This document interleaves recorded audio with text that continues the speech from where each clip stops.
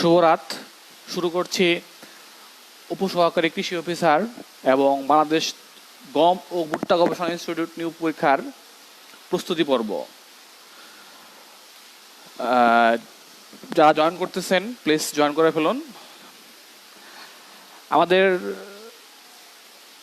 Mainly হচ্ছে আমাদের একটু দেরি হলো, কারণ ওয়াইফাই লাইনের সমস্যা হয়েছিল এবং প্রচণ্ড বৃষ্টি হচ্ছে ঢাকা শহরে। ঢাকাতে প্রচুর বৃষ্টির কারণে আমাদের ওয়াইফাই লাইনটা ডিসকানেক্ট হয়েছিল, বিদায় একটু দেরি হলো আমাদের ক্লাসে। সবাই জয়েন করেন। জাস্ট টাইমে শুরু করতাম, কিন্তু দুর্ভাগ্য বৃষ্টির কারণে বৃষ্টি আমাদের ক্লাসটাকে একটু পিছিয়ে দিয়েছে। প্রচুর বৃষ্টি, প্রচুর। অনেকেই হয়তো ফোন করতেছেন বা লাইভে ছিলেন, বা প্রত্যেকেই চেষ্টা করতেছিলাম, আমরাও খুব চেষ্টা করতেছিলাম, কিন্তু লাইন পাচ্ছিলাম না। যাক, অবশেষে আমরা অন এয়ারে আসছি। যারা জয়েন করতেছেন প্লিজ জয়েন করে ফেলুন দ্রুত, এবং যারা জয়েন করতেছেন বা জয়েন করতে পারতেছেন না প্রত্যেকে একটু লিঙ্ক শেয়ার করে দিন। অনেকে হয়তো খুঁজতেছিলে আমাদের লিঙ্কটা, কিন্তু পাচ্ছে না, কারণ না পাওয়ারই কথা। আমি অলরেডি 20 মিনিট লেট করছি, কারণ প্রচুর বৃষ্টি, হিউজ এত বৃষ্টি পড়তেছে। এই বৃষ্টির কারণে আমাদের লাইন ডিসকানেক্ট হয়েছে, আমাদের নেটের লাইন। খুব কষ্ট মষ্ট করে আমরা লাইন অলরেডি আমরা পাইছি। এখন জাস্ট 400 kbps দেখা যাচ্ছে এখন লাইন ক্লিয়ার। তো আমাকে শুনতে পাচ্ছেন কিনা সবাই একটু ক্লিয়ার করে জানাবেন। যারা আমাকে শুনতে পাচ্ছেন প্লিজ কমেন্ট করবেন,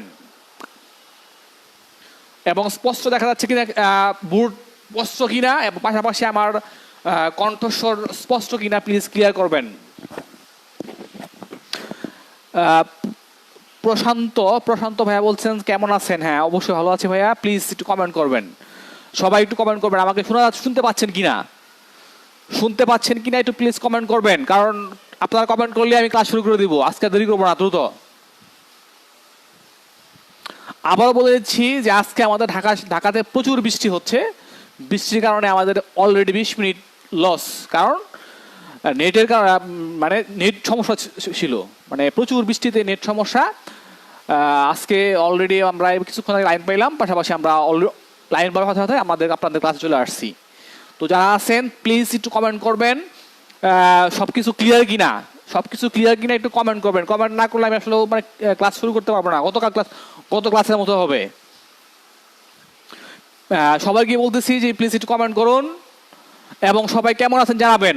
আমি ভালো আছি ইনশাল্লাহ। আপনারা কেমন আছেন সবাই প্রত্যেকেই জানাবেন আপনারা কেমন আছেন।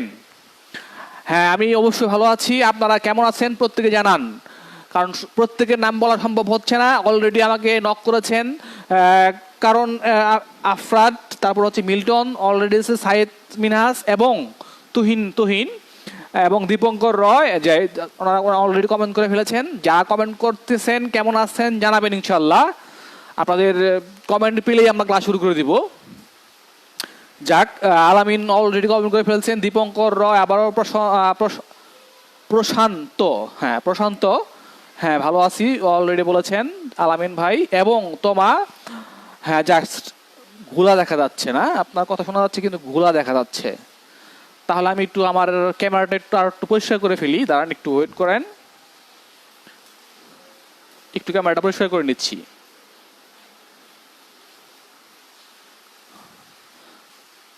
এখন দেখুন তো প্লিজ, আপু ক্লিয়ার কিনা একটু কমেন্ট করে জানাবেন। জাস্ট সবকিছু ক্লিয়ার হলেই, অল ক্লিয়ার হলেই আমরা ইনশাল্লাহ ক্লাস শুরু করে দিব।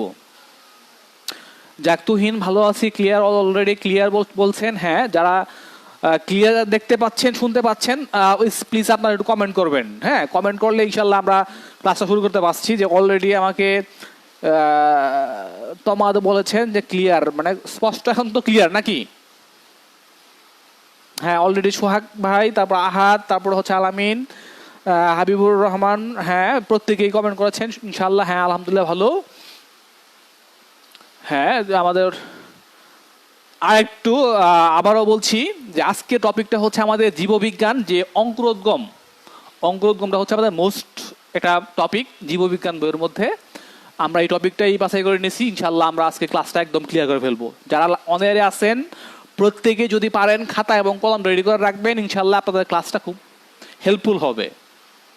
ঠিক আছে, যারা অন এয়ারে আছেন অলরেডি, যারা বাসায় আছেন, পড়ার টেবিলে আছেন, আমাকে শুনতে পাচ্ছেন, প্রত্যেকেই আপনারা কি করবেন যে নিজ নিজ দায়িত্বে খাতা এবং কলমটা রেডি করে ফেলেন। ইনশাল্লাহ আপনাদের আজকেও মনে করেন যে আজকে যে কটা প্রশ্ন হবে সবগুলো প্রশ্ন আপনাদের মুখস্থ হয়ে যাবে ইনশাল্লাহ। আপনাদের আর পরীক্ষার আগ পর্যন্ত আর এটা মুখস্থ করতে হবে না, পরীক্ষার মধ্যে শুধুমাত্র খাতা একবার দেখে যাবেন, ইনশাল্লাহ ভালো করবেন।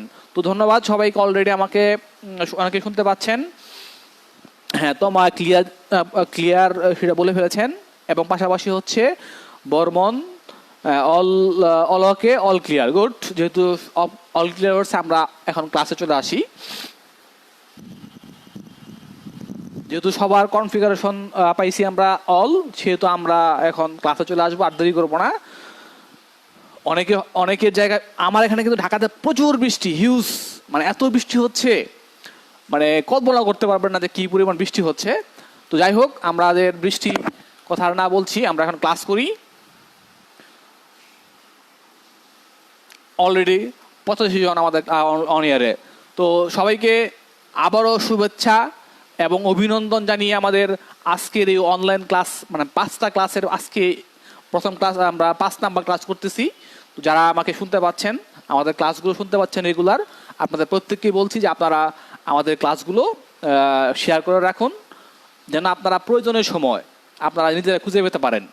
ঠিক আছে, যেমন আজকের ক্লাসটা শেয়ার করে রাখলে এই জন্য সুবিধা হবে যে আপনি ক্লাসটা শেয়ার করে রাখলেন, আপনি পড়তেছেন, মনে হয়েছে যে মুখ টপিকটা মনে হয় এটা পাবেন বা ওইখানে আছে, তাহলে আপনি আমার পেজে ঢুকবেন, ভিডিও শেয়ার দেখবেন, দেখার পরে পাবেন, তাহলে অনেক কষ্ট হবে। আর আপনি যদি আপনার পেজে শেয়ার করে রাখেন বা আপনার প্রোফাইলে শেয়ার করে রাখেন, তাহলে আপনি যে কোনো সময় খুঁজে পাবেন, কোনো সমস্যা হবে না ইনশাল্লাহ।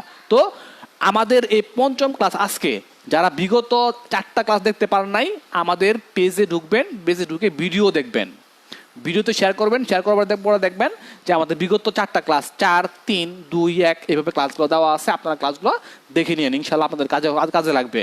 তো আমরা শুরু করছি আমাদের আজকের ক্লাস।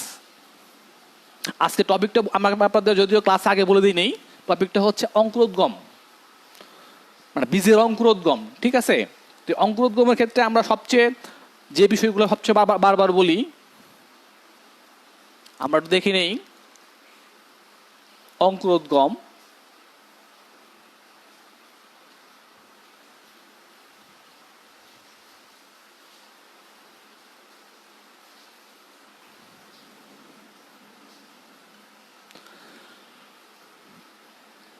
বিষয়টা হচ্ছে যে অঙ্কুরোদ্গমের আগে আমাকে সংজ্ঞাটা জানতে হবে, অঙ্কুরোদ্গমের সংজ্ঞাটা কি। এখন এই অঙ্কুরোদ্গমের সংজ্ঞাটার ক্ষেত্রে আমরা যে বিষয়গুলো খেয়াল করব, বোর্ড তো ক্লিয়ার নাকি? যাক, অনেকে বলছেন যে বোর্ড ক্লিয়ার।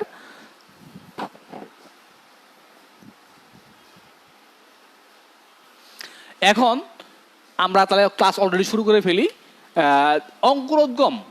অঙ্কুরোদ্গমের সবচেয়ে সহজ সংজ্ঞাটা কি? অঙ্কুরোদ্গমের সবচেয়ে সহজ সংজ্ঞা আমার কাছে মনে হয় যে ভ্রূণের সুপ্ত অবস্থা ভেঙে বা ভ্রূণের সুপ্ত অবস্থার পরিসমাপ্তিকেই অঙ্কুরোদ্গম বলে। সবচেয়ে সহজ সংজ্ঞা। আপনারা এত, মানে বইতে যেভাবে দেওয়া আছে, অনেক হার্ডলি দেওয়া আছে, সেটা মুখস্থ করতে গেলে আমাদের অনেক সময় লাগবে। কিছু কিছু সংজ্ঞা আছে যেগুলো হইলো আপনার ইজিলি মুখস্থ রাখতে হবে। তাহলে আমরা যেটা শিখলাম যে ভ্রূণের সুপ্ত অবস্থার পরিসমাপ্তিকেই আপনার অঙ্কুরোদ্গম বলে।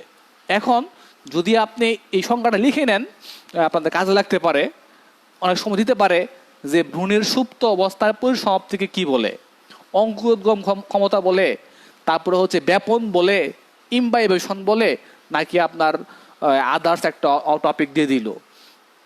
ঠিক আছে, তো আমরা এই সংজ্ঞাটা আমরা লিখে নেই।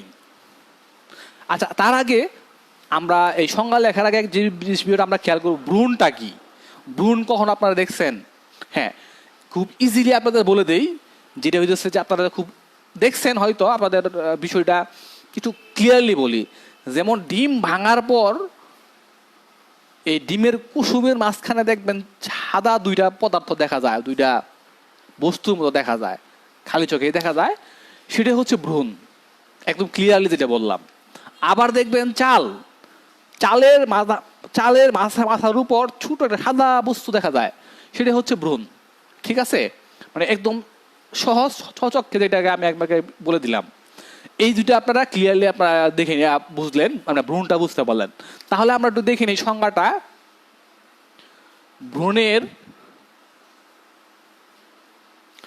ভ্রূণের সুপ্ত অবস্থার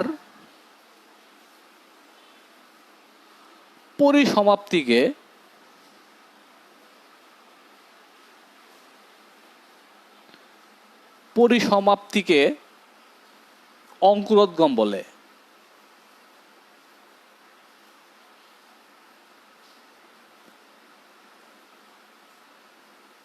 অঙ্কুরোদ্গম বলে। ভ্রূণের সুপ্ত অবস্থার পরিসমাপ্তিকে অঙ্কুরোদ্গম বলে, হ্যাঁ দিতে পারেন। জাস্ট পরীক্ষার মধ্যে লিখিত পরীক্ষা প্রশ্নটা থাকতে পারে যে অঙ্কুরোদ্গম ক্ষমতা কাকে বলে, দিতে পারে। আপনি আনসার করে ফেললেন, 1 নাম্বার পাই যাবেন বা 2 নাম্বার থাকতে পারে। পাশাপাশি হচ্ছে এমন হইতে পারে যে ভ্রূণের সুপ্ত অবস্থার পরিসমাপ্তিকে কি বলে, 4টা অপশন দিয়ে দিল, আপনি আনসার করে নিতে পারলেন। ঠিক আছে, তো এটা হচ্ছে আপনার। এখন এই অঙ্কুরোদ্গম হয়, অঙ্কুরোদ্গম যেহেতু আমরা সংজ্ঞাটা শিখে ফেললাম, এই অঙ্কুরোদ্গম কত প্রকার? অঙ্কুরোদ্গমটা কত প্রকার? অঙ্কুরোদ্গম হচ্ছে মোট 3 প্রকার। একটা হচ্ছে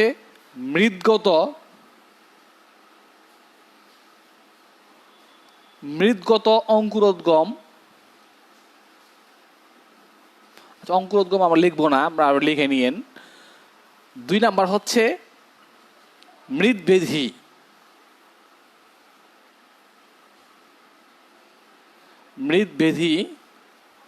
অঙ্কুরোদ্গম। 3 নাম্বারটা হচ্ছে জরায়ুস।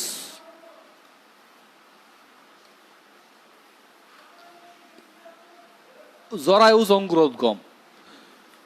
তাহলে আমরা দেখলাম সংজ্ঞাটা ক্লিয়ার করে ফেললাম যে অঙ্কুরোদ্গম কাকে বলে, অঙ্কুরোদ্গম কত প্রকার, মৃদগত, মৃদভেদী এবং জরায়ুজ অঙ্কুরোদ্গম।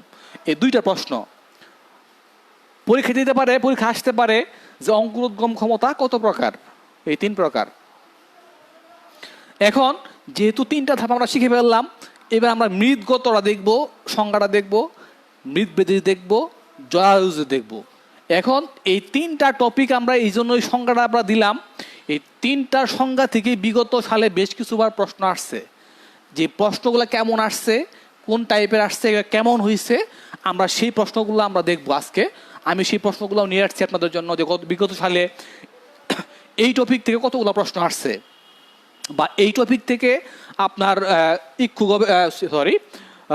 বাংলাদেশ গম ও ভুট্টা গবেষণা ইনস্টিটিউট থেকে প্রশ্ন থাকতে পারে কিনা, বা উপসহকারীতে প্রশ্ন থাকবে কিনা। বিগত উপসহকারী থেকে আপনার এখান থেকে প্রশ্ন আসছে।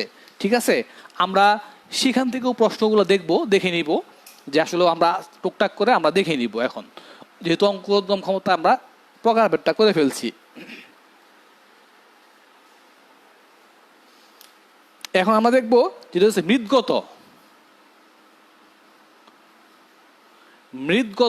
অঙ্কুরোদ্গম।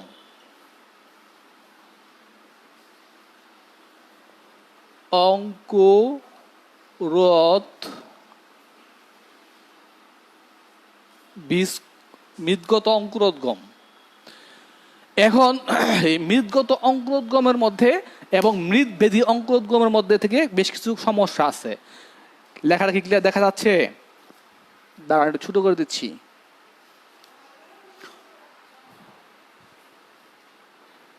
আচ্ছা, এখন কি ক্লিয়ার বোর্ডটা? সাইদ মিনহাজ ভাই কমেন্ট করছেন ক্লিয়ার ভাবে দেখা যাচ্ছে না। এখন কি ক্লিয়ার দেখা যাচ্ছে বোর্ড? একটু প্লাস বলবেন। হ্যাঁ, বোর্ড ঝাপসা ঝাপসা ঝাপসা, কারণ কি? আবার একটু আমি করে দিচ্ছি, ওয়াশ করে দিচ্ছি। একটু দেখেন তো এখন ক্লিয়ার কিনা। একটু দেখবেন এখন প্লিজ।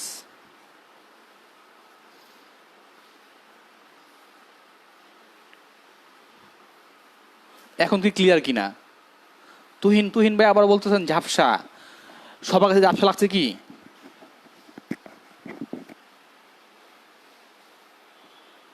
শুধুমাত্র একজনই বলতেছেন যে শুধুমাত্র তুহিন বলতেছেন ঝাপসা, আর সবাই বলতেছেন যে ক্লিয়ার। আচ্ছা, মন বলতেছেন শ্রীরাম ক্লিয়ার, আবার এটা আবার কিরকম ক্লিয়ার? আচ্ছা যাই হোক, থেমে আছে আবার, মানে যাক, অনেকে হয়তো টুকটাক একটু ক্লিয়ার হয়ে থাকতে পারে, সমস্যা থাকতে পারে। এবার দেখবো আমরা যে মৃদগত অঙ্কুরোদ্গম। যে মৃদগত অঙ্কুরোদ্গম ক্ষমতাটা কি টাইপ প্রশ্নটা হতে পারে? যে মৃদগত বলতে কি, আমরা সবচেয়ে সহজ সংজ্ঞা, আমরা বইয়ের ভাষায় যাব না। মৃদগত অঙ্কুরোদ্গম ক্ষমতাটা হচ্ছে যে বীজ মাটি ভেদ করে উপরে উঠে আসে, সেটা হচ্ছে আপনার, না সেটা হচ্ছে যে মৃদগত হচ্ছে যেটা, যে বীজ মাটির মধ্যেই থাকে, শুধুমাত্র ভ্রূণটা উপরে উঠে আসে। যেমন দেখেন, আমি আপনাদের একটু ক্লিয়ার করে দেই একটু চিত্রের মাধ্যমে, যদিও আমাদের চিত্রটা ওরকম সুন্দর পারি না। যেমন দেখেন ধানের বীজ বপন করার সঙ্গে সঙ্গে আপনার বীজটা এখানে থেকে ভ্রূণটা সুপ্ত অবস্থা ভেঙে আস্তে আস্তে এখান থেকে গাছ হয়। বীজটা কিন্তু মাটির মধ্যে থাকলো, ঠিক আছে, ধানের বীজটা এইভাবে উঠলো, ঠিক আছে। এটা হচ্ছে মৃদগত, যে বীজ মাটি ভেদ করে উপরে উঠে আসে না, সেটাই হচ্ছে আপনার মৃদগত। মানে বীজপত্র এবং বীজপত্রাকাণ্ড মাটিতেই থাকে, সেটা হচ্ছে আপনার মৃদগত। একটু বিষয়টা কি ক্লিয়ার হচ্ছে না আপনারা? যে বীজ মাটি বিদীর্ণ করে, বা মাটি, ওটা হচ্ছে বইয়ের ভাষা, যে বীজ মাটি ভেদ করে, আমার সবচেয়ে সহজ ভাষা যেটা হলো, যে বীজ মাটি ভেদ করে উপরে উঠে আসে না, সেটা হচ্ছে আপনার মৃদগত অঙ্কুরোদ্গম, ঠিক আছে। এটা আমার ভাষা। যেমন এটা, এই বিষয়গুলো ক্লিয়ার হয়েছেন তো? যেমন ধান, তারপর ধরেন গম, আপনি গমের বীজ লাগাইলেন, গমের বীজটাও এখান থেকে আপনার ভ্রূণটা ভেঙে এখান থেকে আপনার মনে করেন গাছের কুশিগুলা বের হয়, ঠিক আছে। গম, এটা হচ্ছে কি আপনার মৃদগত, এটাকে বলা হয় আপনার মৃদগত অঙ্কুরোদ্গম ক্ষমতা, ঠিক আছে। যেমন আমরা আরো কিছু এখন টোটাল আরো একটু বেশি ক্লিয়ার হবো, যেটা হচ্ছে আমাদের ইয়ের মাধ্যমে, আমাদের বইয়ের মাধ্যমে আমরা একটু ক্লিয়ার হবো। যেটা আমাদের সহজভাবে বলতে আমরা যেটা বলছি এটা সহজ। যেমন দেখেন, বীজপত্র ও বীজত্বক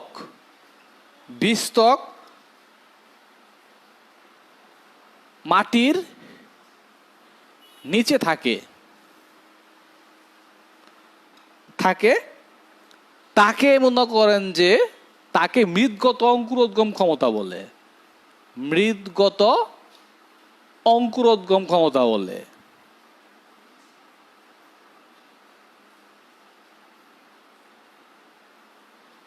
অঙ্কুরোদ্গম ক্ষমতা।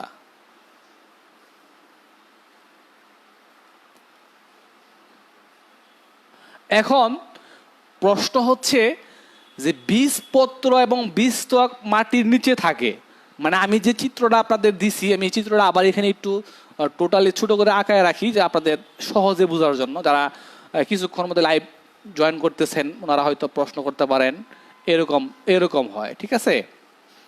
বীজটা মাটিতেই থাকবে, এইটাকে বলা হয় আপনার মৃদগত উদ্ভিদ। হ্যাঁ, এটা হচ্ছে আপনার মৃদগত বীজপত্র। এটার বীজত্বক এবং বীজপত্র দুইটাই মাটির মধ্যে লেগে থাকবো, শুধুমাত্র ভ্রূণটা পরিসমাপ্তি হয়ে গাছটা বড় হবো, এটাকে আপনার মৃদগত ক্ষমতা বলে। যেমন এর উদাহরণগুলো হচ্ছে কি, উদাহরণগুলো মাস্ট বি মনে রাখতে হবে। যেমন মটর, ছোলা, তারপরে হচ্ছে আম, তারপরে হচ্ছে ধান, তারপরে হচ্ছে ভুট্টা, তারপরে হচ্ছে গম ইত্যাদি। এই টপিকগুলো এই কয়েকটা মনে রাখেন। যেমন প্রশ্ন আসতে পারে, প্রশ্নটা দিবে এইভাবে যে নিচের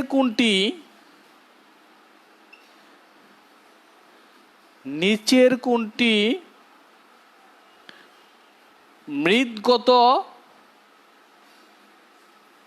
মৃৎগত উদ্ভিদ বা মৃৎগত উদ্ভিদ দিতে পারে বা বীজ দিতে পারে, যাই দেখ উদ্ভিদ, অথবা মৃৎগত অঙ্কুরোদ্গম ক্ষমতা বা নিচে কোনটি মৃৎগত বীজ। ঠিক আছে, যখন যেটা প্রশ্ন দিতে পারে। এখন দেখেন যে টপিকটা দিছে এইভাবে যে তেঁতুল, খ নাম্বার সিম, গ নাম্বার হচ্ছে লাউ, 4 নাম্বার বড় ঘর নাম্বার হচ্ছে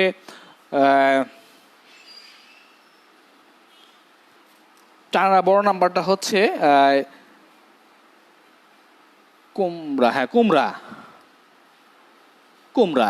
এখন দেখেন, যদি আপনি প্রশ্নটা ক্লিয়ার জানা থাকে, মানে ক্লিয়ার যদি কনসেপ্ট থাকে আপনার, যে আপনি বলতে পারতেছেন যে মৃৎগত হচ্ছে যেটা বীজত্বক এবং বীজের ভ্রূণটা বীজত্বক এবং বীজের বীজপত্র মাটিতেই থাকে, কিন্তু সেটা বিদীর্ণ হয়ে বের হয়ে আসে না, তাহলে সেটা হয়েছে কি, আপনার এখানে দেখেন তেঁতুল হবে না, তারপর হচ্ছে লাউ হবে না, কুমড়া হবে না। এখানে হচ্ছে কি আপনার টোটালি দেখেন যে আমরা কোন বিষয়টা লিখছিলাম, সিম, কুমড়া, তেঁতুল, লাউ, কুমড়া, এখানে একটাও কিন্তু নাই, সবগুলা কিন্তু আপনার মৃৎগতার মধ্যে পড়ে না, একটাও কিন্তু মৃৎগতার মধ্যে পড়ে না। যেমন দেখেন, তাহলে সেই ক্ষেত্রে আপনার কিন্তু কনফিউজড হয়ে যাবে। সুতরাং এখানে ধরেন আমি সিম দিলাম না, সিমের জায়গায় আমি দিলাম ছোলা,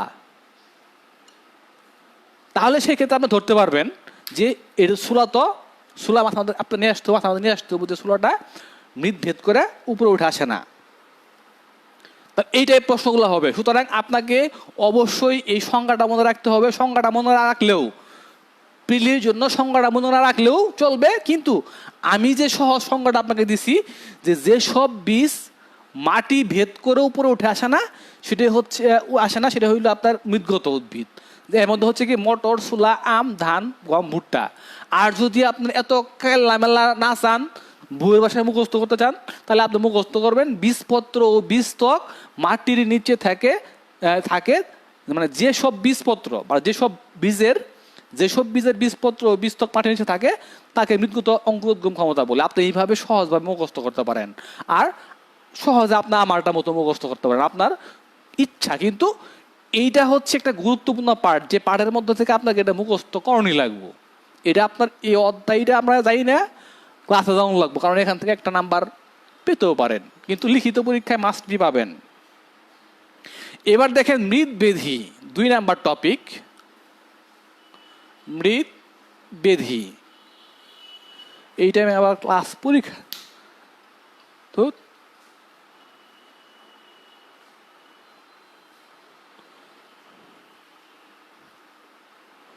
এবার দেখেন যেটা হচ্ছে মৃৎবেধি অঙ্কুরোদ্গম।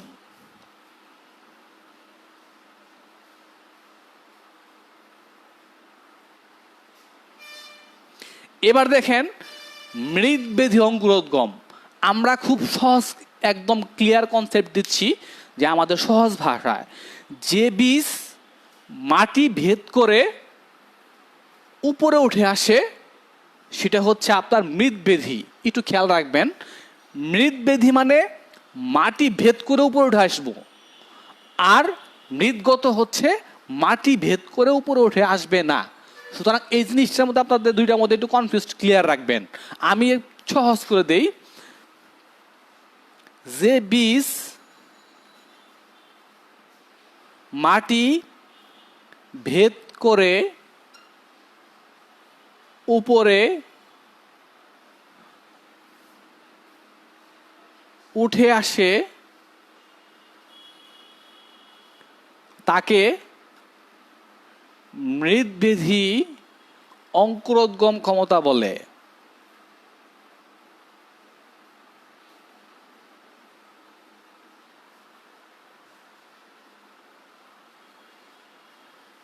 অঙ্কুরোৎ গম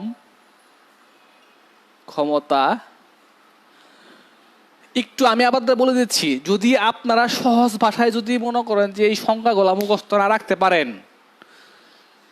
তাহলে আপনারা ডিপ্লোমা শেষ করছেন 4 বছরে, 4 বছর শেষ করছেন না। যদি বইয়ের ভাষায় মুখস্থ করতে যান তাহলে আপনাদের এই সম্পূর্ণ ডিপ্লোমার কোর্স শেষ করতে আপনাদের সময় লাগবে 4 বছর। 4 বছর কি আপনাদের মুখস্থ করার সময় আছে? 4টা বছর কি আপনাদের সময় আছে? সময় নাই। তাহলে আপনাকে অবশ্যই সহজ ভাষায়, আপনি আপনার ভাষার মতো যদি মনে করেন যে বিষয়গুলো মুখস্থ করতে না পারেন, তাহলে আগাইতে পারবেন না, লিখিত পরীক্ষায় ভালো মার্ক পাবেন না। ঠিক আছে? যদি মুখস্থ বিদ্যায় করেন, আপনার যদি এই অঙ্কুরোদ্গম ক্ষমতা বইয়ের ভাষায় যদি আপনি লিখে মুখস্থ করতে যান, তাহলে আপনার কমপক্ষে 5 থেকে 6 ঘন্টা লাগবে মুখস্থ করতে। সুতরাং এখন মুখস্থ করার বয়স নাই, সময়ও নাই। মুখস্থ করতে গেলে মাথা গরম হয়ে যাব। ঠিক আছে? মাথা গরম হয়ে যাব, পানি খালি শুধু পানি খাবেন আর পানি খাবেন। এত মুখস্থ করার কোনো প্রয়োজন নাই। সহজ ভাষায় আসুন, সহজভাবে শিখুন। তাহলে যে বীজ মাটি ভেদ করে উপরে উঠে আসে তাকে বলে মৃৎ বেদী অঙ্কুরোদ্গম ক্ষমতা বলি। এখন দেখেন আমাদের বইয়ের মধ্যে কিভাবে দেওয়া আছে। ওই যে বইয়ের ভাষায় দেওয়া আছে যে বীজপত্র ও বীজত্বক মাটি ছেড়ে উপরে চলে আসে। এটা অনেকভাবে দেওয়া আছে। আমি হার্ডলি যাব না। আপনারা হার্ডলি যেতে চাইলে আপনারা আপনার বই দেখে নিতে পারেন। আমরা হার্ডলি যাব না। এখন দেখেন আমরা দেখব, উদাহরণ দেখব। এটার উদাহরণগুলোর মধ্যে হচ্ছে কুমড়া, 2 নাম্বার হচ্ছে তেঁতুল, 4 নাম্বার হচ্ছে সিম, তারপরে হচ্ছে বেরি। এই 4টা পয়েন্ট, 4টা উদাহরণ আপনারা আপনাদের বইয়ের মধ্যেই দেওয়া আছে। সুতরাং 4টা বিষয়টা মনে রাখবেন। এটা হচ্ছে মৃৎবেদী। এবার মৃৎবেদীর চিত্রটা আমরা দেখব। ঠিক আছে? ধরেন একটা মাটি ধরে নেন। এখন দেখেন যে এরকম থাকে, এরকম থাকে। ঠিক আছে? শিকড় মাটি এখানে থাকে, কিন্তু বীজ লাগাইছেন আপনি এইখানে বীজ লাগাইছেন, কিন্তু এই বীজটা কি হয়, এইখানে যায় জড়া, এইখানে যায় থাকে। এরকম হয়। দেখবেন কিছু কিছু বীজ যখন অঙ্কুরোদ্গম হয়, বীজটা থাকে উপরে, শিকড় থাকে নিচে, আছে না? ঠিক এরকম কুমড়া দেখবেন, লাগাবেন, মাটির মধ্যে লাগাবেন, যখন অঙ্কুরোদ্গম ক্ষমতা হবো, বীজটা দাওগা মাথার মধ্যে। এটা হচ্ছে মৃৎবেদী। এটাকে মৃৎবেদী বলে, এটাকে বলে মৃৎবেদী।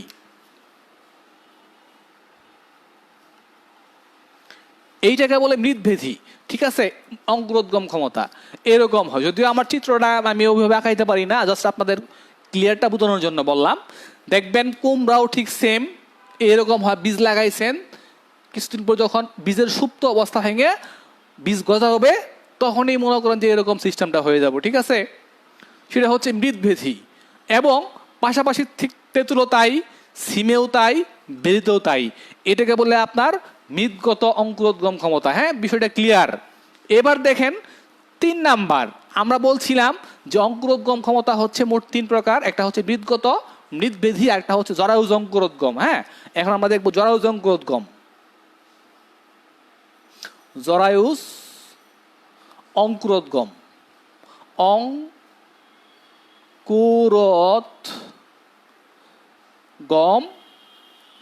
জরায়ুজ অঙ্কুরোদ্গম। এখন জরায়ুজ অঙ্কুরোদ্গমের ক্ষেত্রে আমরা একটু পার্থক্যটা দেখব যে কিছু কিছু উদ্ভিদ আছে যেগুলা আপনার সাধারণত দেখবেন গাছের মধ্যে অঙ্কুরোদ্গম হয়ে যায়। যেমন এদেরকে বলা হয় আপনার জরায়ুজ অঙ্কুরোদ্গম। কিছু কিছু উদ্ভিদ আছে, যে মোট 3টা উদ্ভিদ আছে। এই 3টা উদ্ভিদের মধ্যে দেখবেন, যেমন যারা সুন্দরবন এলাকায় গেছেন, বিশেষ করে ম্যানগ্রোভ অঞ্চলে, ওনারা দেখবেন যে জরায়ুজ অঙ্কুরোদ্গম ক্ষমতা সাধারণত দেখবেন যে গাছের মধ্যেই এই বীজগুলা অঙ্কুরিত হয়। ঠিক আছে? অঙ্কুরিত হয় এবং গাছগুলা বড় হয়। মানে বীজ গাছের মধ্যেই দেখা যাচ্ছে যে কি, অঙ্কুরোদ্গম ক্ষমতা হয়ে গেছে, মানে এরকম বীজ হয়। বীজটা হচ্ছে কি আপনার এই টাইপ লম্বা টাইপের গাছ হয় এটা শিকড়, এখানে অঙ্কুরোদ্গম ক্ষমতা হয়, এখানে গাছ হয়ে যায়। গাছটা এই গাছটাই কি হচ্ছে আপনার গাছের মধ্যে লটকে থাকে। যখন বাতাস আসে, বাতাস আসলে ঝরে পড়ে, মানে বাতাস আসলে কি হয় ঝরে পড়লে এটা মনে করেন তখন যেখানে গাছের নিচেই দেখবেন যে একদম গাইতে যায়, ঠিক আছে। এটাকে বলা হয় আপনার জরায়ু অঙ্কুরোদ্গম। এরকম সাধারণত দেখবেন যে সুন্দরী, তারপরে হচ্ছে আপনার কেওয়া, আর একটা হচ্ছে গরান, এই তিনটা উদ্ভিদে সাধারণত জরায়ু অঙ্কুরোদ্গম ক্ষমতা হয়। এখন সাধারণত আমরা জরায়ু অঙ্কুরোদ্গম ক্ষমতা বলতে কি বুঝতেছি, যে উদ্ভিদ গাছের মধ্যেই অঙ্কুরিত হয় এবং বাতাস বা বৃষ্টির ঝাপটায় গাছ থেকে ঝরে পড়ে, সেটাই হচ্ছে আপনার জরায়ু অঙ্কুরোদ্গম। এবং এই জরায়ু অঙ্কুরোদ্গমের ক্ষেত্রে সাধারণত দেখবেন কি যে সুন্দরী, কেওয়া এবং গরান, এই তিনটা গাছে তিনটা কি হয় আপনার অঙ্কুরোদ্গম ক্ষমতা হয়। সাধারণত দেখবেন যে সুন্দরী গাছে দেখবেন যে গাছের মধ্যেই গাছ অঙ্কুরোদ্গম হয়েছে, এবং পাশাপাশি যখন জোয়ার আসলে কি হয় বা বৃষ্টি বাতাস আসলে এগুলা মনে করেন যে গাছগুলো মাটিতে পড়ে। অনেক সময় যখন পানিতে পড়ে তখন পানি ভাসতে যেখানে কিনারা খুঁজে পায় বা কুল কিনারা খুঁজে পায়, সেখানে গিয়ে জড়ো হয়। দেখবেন যে যেখানে জড়ো হয়ে যাচ্ছে সেখানে সুন্দর করে এই সুন্দরী গাছ হয়ে যাচ্ছে, কেওয়া গাছ হয়ে যাচ্ছে, গরান গাছ হয়ে যাচ্ছে, ঠিক আছে। আবার দেখবেন যে গাছের নিচেই পড়তেছে, গাছের নিচে পড়লে গাছের নিচেই মনে করেন গাছ হওয়া শুরু হয়েছে। সুতরাং এটা একটা হচ্ছে সুন্দর, এই জরায়ু অঙ্কুরোদ্গমটা অত্যন্ত সুন্দর। যারা সুন্দরবন এলাকায় গেছেন, বিশেষ করে সুন্দরী গাছ, কেওয়া গাছ এবং গরান গাছ বিষয়টা একটু দেখবেন যে ক্লিয়ার, এরা কত সুন্দর লাগে দেখতেও বিষয়টা ক্লিয়ার কনসেপ্ট আসে। প্রশ্ন আসতে পারে যে নিচের কোন উদ্ভিদে জরায়ু অঙ্কুরোদ্গম হয়? জরায়ু অঙ্কুরোদ্গম হয়, ধরেন একটু লিখে নেন যে নিচের কোন উদ্ভিদে জরায়ু অঙ্কুরোদ্গম হয়। ক নাম্বার শিম, খ নাম্বার গম, গ নাম্বার সুন্দরী, তারপরে হচ্ছে বড় গ নাম্বার হচ্ছে ধরেন ধুন্দল বা গেওয়া বা দিলাম আপনার কি শিমুল দিলাম। অপশন তো দেওয়ার অপশন নাই, সুযোগ নাই, ঠিক আছে। তাহলে বা অনেক সময় শিমুল দিল না, আপনাকে কনফিউজ বৃদ্ধি করার জন্য এখানে দিল গোল পাতা দিল, তারপরে দিল আরেকটা অপশন দিয়ে দিল সুন্দর অপশন দিয়ে দিল। তাহলে সেই ক্ষেত্রে যখন দেখেন এই মোট তিনটা উদ্ভিদে সুন্দরবনে খেয়াল রাখবেন যে তিনটা গাছেই আপনার জরায়ু অঙ্কুরোদ্গম হয়। সেটা হচ্ছে কি সুন্দরবন এলাকায়, খুলনা এলাকায়, যেটা হচ্ছে কি আপনার সুন্দরী, গেওয়া এবং গরান, এই তিনটা ফসলই হচ্ছে কি জরায়ু অঙ্কুরোদ্গম হয়। আর মৃৎবেদী হচ্ছে কি যে কুমড়া, তেঁতুল, সিম, বেরি, আরো কিছু উদ্ভিদের আছে, তবে সেগুলো মনে না রাখলে চললো, কিন্তু এগুলা মাস্ট বি মনে রাখতেই হবে। আবার মৃৎগত আমরা দেখলাম, ঠিক আছে। এই তিনটা টপিকগুলো আমরা ইনশাআল্লাহ আপাতত আমার মনে হয় ক্লিয়ার হয়ে গেছে, আপনাদের আর সমস্যা থাকার কথা না। যদিও সমস্যা থাকে আপনারা আমাকে কমেন্ট করে রাখতে পারেন, আমরা পরবর্তীতে আপনাকে ক্লিয়ার আর একটু কনসেপ্ট আমরা দিয়ে দেবনি, ঠিক আছে। এখন দেখেন যে অঙ্কুরোদ্গমের প্রভাবক, মানে কোন তিনটার কারণে বা কোনটির কারণে অঙ্কুরোদ্গম হয়। অঙ্কুরোদ্গমের প্রভাবক মানে কোনগুলো না থাকলে অঙ্কুরোদ্গম হবে না বা কোনগুলো থাকলে অঙ্কুরোদ্গম হবে, মানে প্রভাব। এই অঙ্কুরোদ্গম হওয়ার জন্য কোনগুলো প্রভাব বিস্তার করে। এই অঙ্কুরোদ্গম হওয়ার জন্য মোট 4টা টপিক খুব গুরুত্বপূর্ণ, বা 3টা, ঠিক আছে। এই 3টা টপিক বা 3টা পয়েন্ট না থাকলে আপনার অঙ্কুরোদ্গম হবে না। একটা হচ্ছে পানি, ঠিক আছে।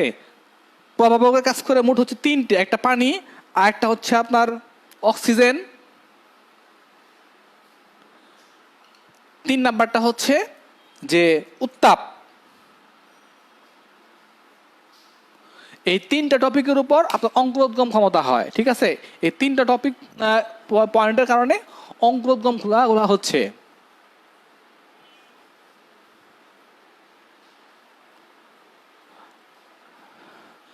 আচ্ছা, সবাই তো আছেন অলরেডি দেখা যাচ্ছে। যাই হোক, যেহেতু এই অঙ্কুরোদ্গমের প্রভাবক হচ্ছে কি পানি, অক্সিজেন, আর একটা হচ্ছে আপনার উত্তাপ। আমরা এবার দেখে নিব যে আসলে পানির কাজ কি, পানি অঙ্কুরোদ্গম ক্ষমতার কি কাজগুলো করে। এক নাম্বার প্রশ্নগুলো দেখে নিন। এখন আসছি আমরা মেন প্রশ্নের মধ্যে, যেগুলো থেকে প্রশ্ন আসবে।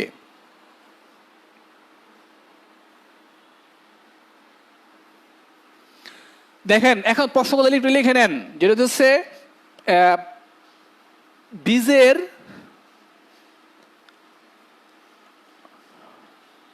প্লোটোপ্লাজম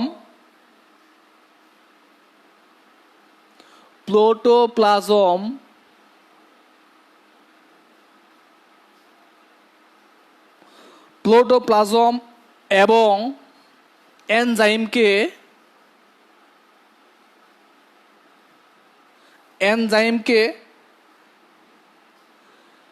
ক্রিয়াশীল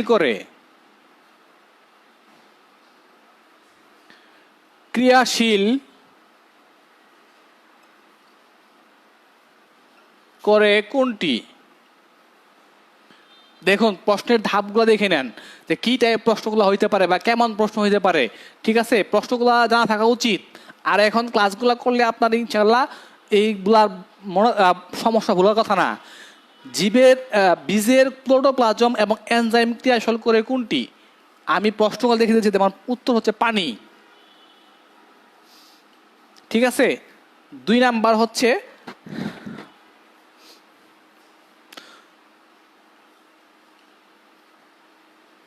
সবাত শ্বসনের জন্য কোনটি প্রয়োজন?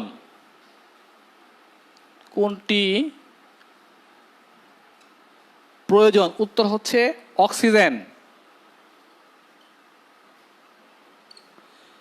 3 নাম্বার হচ্ছে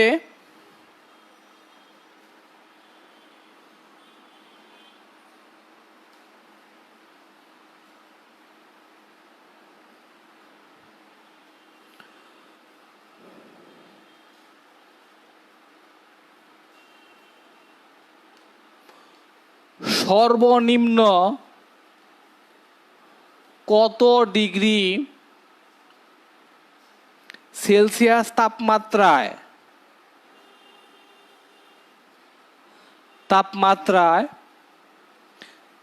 বীজের অঙ্কুরোদ্গম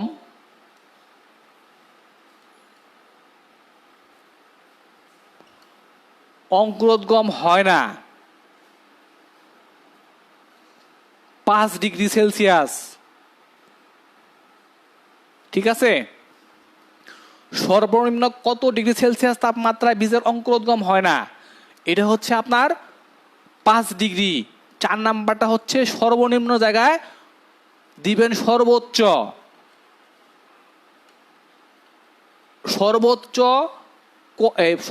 কত ডিগ্রি সেলসিয়াস তাপমাত্রায় বীজের অঙ্কুরোদ্গম হয় না, সেটা হচ্ছে আপনার 48 ডিগ্রি। মানে 48 ডিগ্রি তাপমাত্রার উপরে গেলে সেই বীজের অঙ্কুরোদ্গম ক্ষমতা হবে না। প্রশ্ন আরেকটা হচ্ছে যে সর্বনিম্ন কত ডিগ্রি সেলসিয়াস তাপমাত্রায় গেলে বীজের অঙ্কুরোদ্গম হবে না? মানে 5-এর নিচে যদি 4 হয়, 3 হয়, 2 হয়, 1 হয়, তাহলে সেই বীজের অঙ্কুরোদ্গম ক্ষমতা নষ্ট হয়ে যাবে, মানে হারিয়ে ফেলবে। ঠিক আছে, এবার 5 নাম্বার,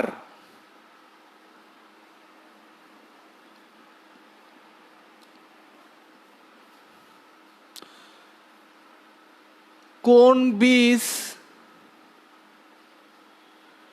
আলো পেলে অঙ্কুরোদ্গম হয় না? উত্তরটা বলেন তো, কোন বীজ আলো পেলে অঙ্কুরোদ্গম হয় না? অঙ্কুরোদ্গম হয় না। কোন বীজ আলো পেলে অঙ্কুরোদ্গম হয় না? পারবেন? দেখি আপনারা কি কমেন্ট করতেছেন।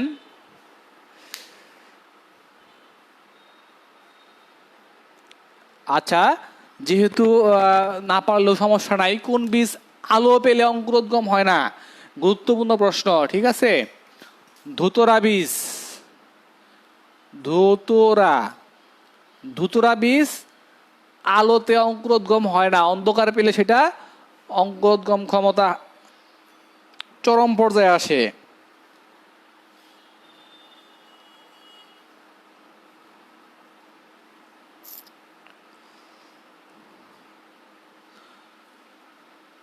কত তাপমাত্রা অঙ্কুরোদ্গমের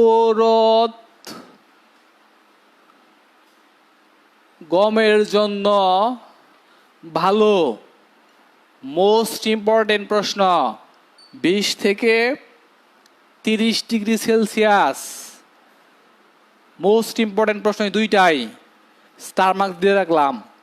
ঠিক আছে, পরীক্ষা হলে আসলে আমার কথা বললেন, মনে করেন।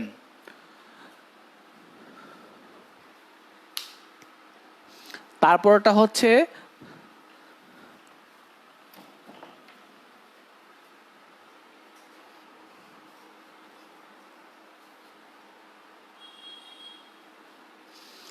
সাত নাম্বার, কোন হরমোন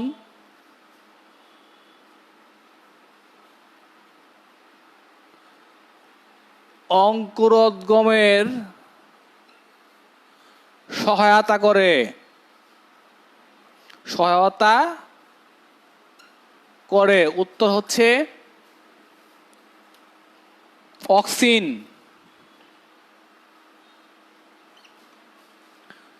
বা জিব্রালিন। এটাও মোস্ট ইম্পর্টেন্ট প্রশ্ন, পয়েন্ট ইট।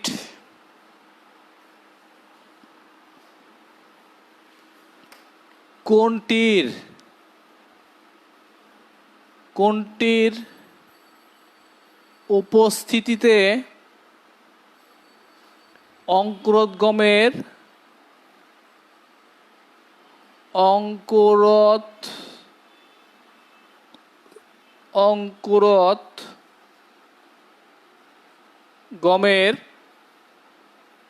বাধা সৃষ্টি করে, বা কোনটির উপস্থিতিতে অঙ্কুরোদ্গমের বাধা সৃষ্টি হয়? এই প্রশ্নটা বাড়ার কথা, এটাও মোস্ট ইম্পর্টেন্ট। সেটা হচ্ছে যে ডরমিন। এটা মনে হয় পাবেন, এটা আপনাদের নৈর্বৃত্তিকের মধ্যে মনে আছে, আপনারা পারার কথা।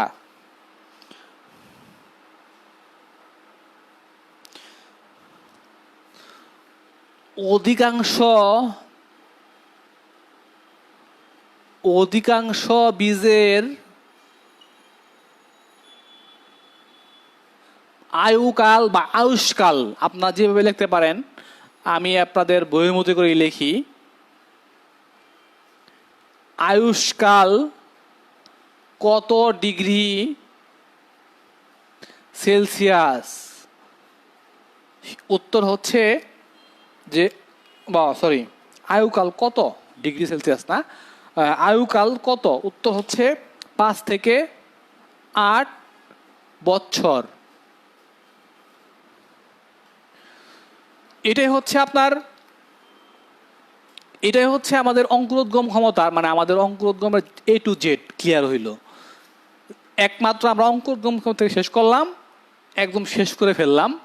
যেটা হচ্ছে যে আমাদের জীববিজ্ঞান বইয়ের যে পার্টটা ছিল, সে পার্টটা আমরা একদম ক্লিয়ার করে ফেললাম। আশা করি যে এই পার্টটা যদি আপনারা ক্লিয়ার করে ফেলেন, তাহলে আপনাদের একটা নাম্বার এখান থেকে পাবেন। সুতরাং সিরিয়াস হন। যারা ক্লাস করছেন তো করছেনই, যারা করেন নাই তাদের বলা দরকার নাই। যারা ক্লাস করছেন, মনোযোগ দিচ্ছেন, টপিকটার উপর মনে রাখবেন। আমি অলরেডি 5টা টপিক নিয়ে আপনাদের সাথে কথা বলছি। 5টা টপিক থেকেই আপনারা ভালো নাম্বার পাবেন আশা করি। আপনারা মনোযোগ সহকারে পড়াগুলো ক্লিয়ার করে ফেলবেন। আর কমেন্ট বক্সে জানাবেন যে আসলে ক্লাসগুলো কেমন হচ্ছে আমাদের, বা আমরা কেমন নিচ্ছি, পাশাপাশি কী কী ক্লাসগুলো নেওয়া উচিত, সেই বিষয়গুলো আপনারা বলবেন। আজকে আর ক্লাস দীর্ঘায়িত করবো না ইনশাল্লাহ। আপনারা সবাই সুস্থ থাকবেন, আপনাদের সবার শুভকামনা রইল। ধন্যবাদ সবাইকে।